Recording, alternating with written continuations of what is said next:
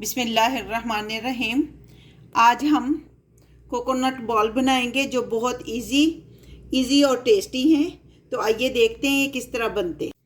1 cup नारियल लिया है हमने और ये कंडेंसेस मिल्क है, लेकिन हम उतना डालेंगे जितनी हमें ज़रूरत होगी, ज़्यादा नहीं हमने डालना। थोड़ा थोड़ा करके कंडेंसेस मिल्क डालेंगे जितनी हमें ज़रूरत होगी।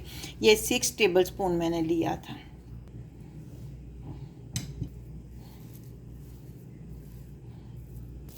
जब ये इस तरह बन जाए तो मुट्ठी में हम दबाएं तो इस तरह लड्डू सा बन जाए तो ये परफेक्ट बैटर बनकर तैयार है।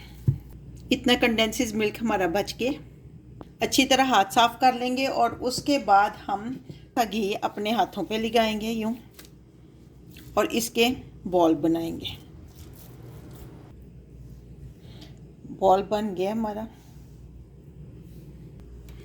ये देखें हमारे बॉल बनकर तैयार हैं। अब हमने ये नारियल लिया था, इसके ऊपर कोट करेंगे। लें जी, हमारे कोकोनट बॉल बनकर तैयार हैं।